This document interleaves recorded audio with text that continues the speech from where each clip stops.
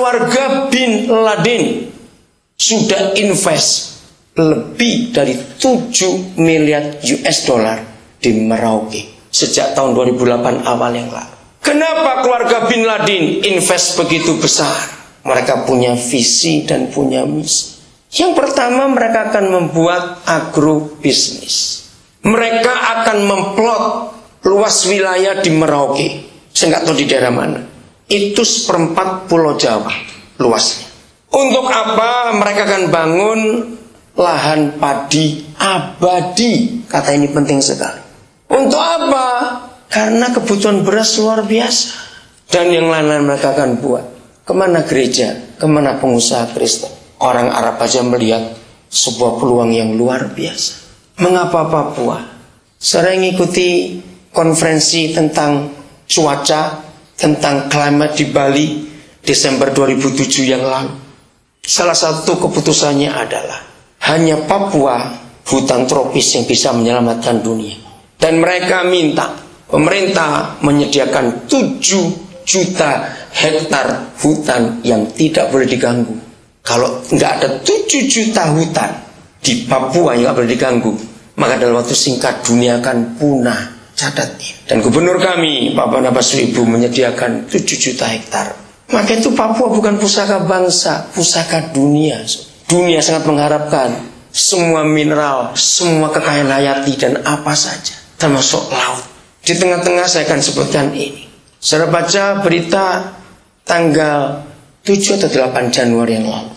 Pemerintah pusat sudah mengalokasikan dana otonomi khusus untuk Papua. Bukan Papua Barat ya, Papua yang termasuk Jayapura. Itu 19 triliun untuk penduduk yang nggak sampai 2 juta jiwa. Tidak ada provinsi yang digelontor kekayaan sebesar itu. Maaf saya berkata, ini politik. Kami yang tinggal di Papua tidak setuju dengan otonomi khusus. Itu membodohi kami dan membuat kami makin tertekan, terjajah dengan uang itu. Nanti saya akan bicara lain. Inilah jawaban salah satunya mengapa Papua. Minta Roh Kudus memberikan hikmat kepada diri kita masing-masing. Apa yang kita mau buat ke depan ini? Orang-orang Bugis, orang-orang Buton, itu orang-orang hebat di Papua, saudara. Mereka itu penguasa ekonomi yang luar biasa. Kemana anak-anak Tuhannya? Dan betul kata Pak Ari, mereka beli tanah banyak-banyak. Dan saudara kita dibodohi. Kalau 200.000 yang diminta tadi terlalu kecil.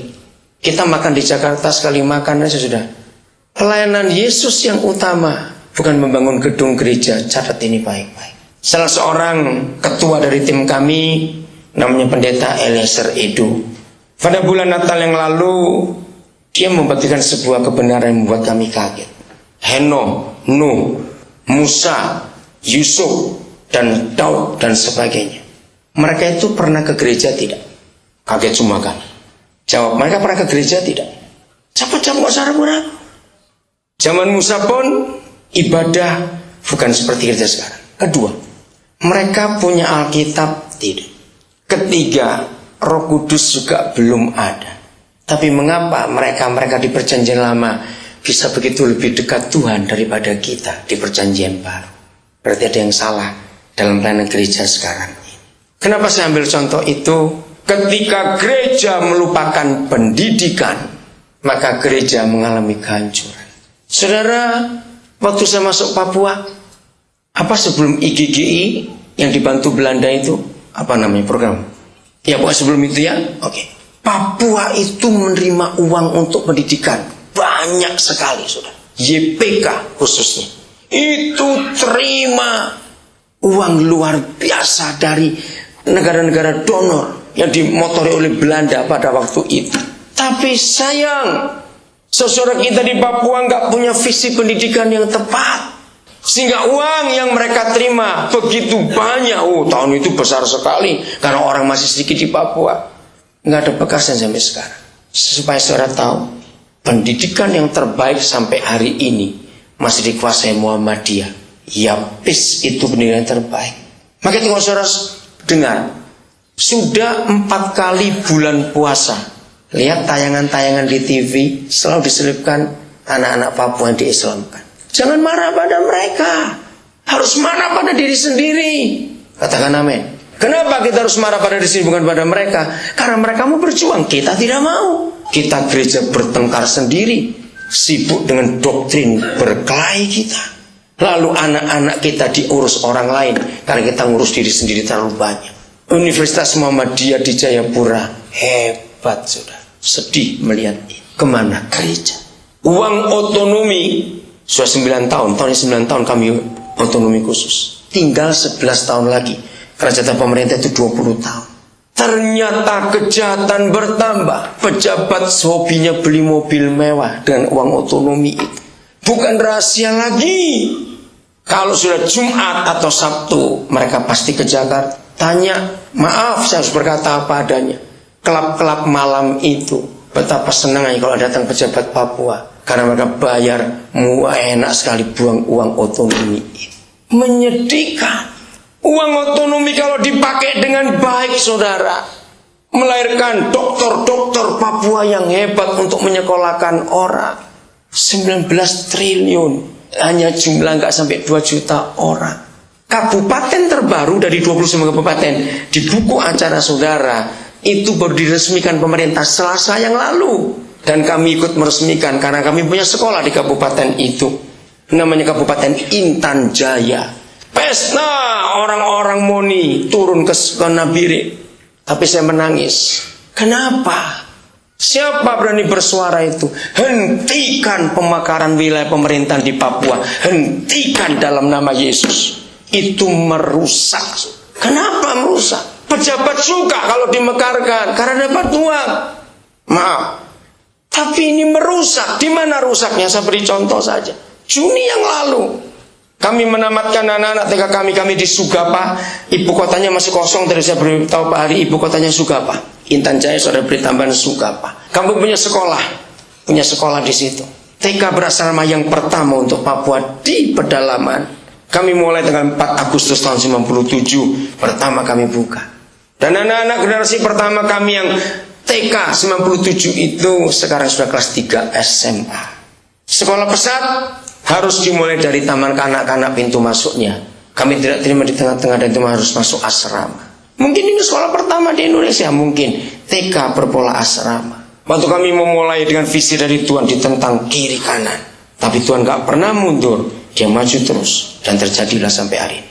Pemberitaan tadi salah, generasi kami pertama, karena TK pertama berpola asrama dimulai tanggal 16 Juli tahun 95 di Nabire. Dan anak-anak itu baru lulus SMA bulan Juni 2008 yang lalu dari generasi pertama kami. Dan sekarang mereka ada di Jogja dan Salatiga sedang kuliah. 13 tahun kami tunggu mereka dari TK sampai SMA lulus. Dan sudah 6 guru kami meninggal karena malaria. Pionir kami namanya Ibu Yuli dari Lampung juga meninggal karena malaria. Begitu tinggi malaria ini. Sekarang AIDS, kami disebut AIDS, menakutkan sekali. Saya lanjutkan ini sudah. Jadi Juni lalu waktu kami penamatan, bayangkan ini di kecamatan yang sekarang dimekarkan jadi kabupaten. Saya nggak tahu kenapa yang untung setiap kali pemekaran adalah pengusaha toko bangunan, kontraktor-kontraktor. Ketika Pak Barnabas Subu dilantik jadi gubernur, kata pertama yang disampaikan adalah pesan kepada pemerintah, jangan mekarkan lagi wilayah ini. Kenapa? Dia pakai istilah karena orang Papua senang main bola. Bayangkan, pemain bolanya cuma 11. Tapi coachnya 200. Nah, itu model pemekaran wilayah di Papua. Siapa yang mau diatur? Jumlah masyarakat masih sedikit, pejabat yang begitu banyak. Harus ada kepala dinas ini, kepala dinas itu, harus ada anggota dewan ini lagi, semuanya bangunan-bangunan lagi. Yang kaya para kontraktor, rakyat dibiarkan.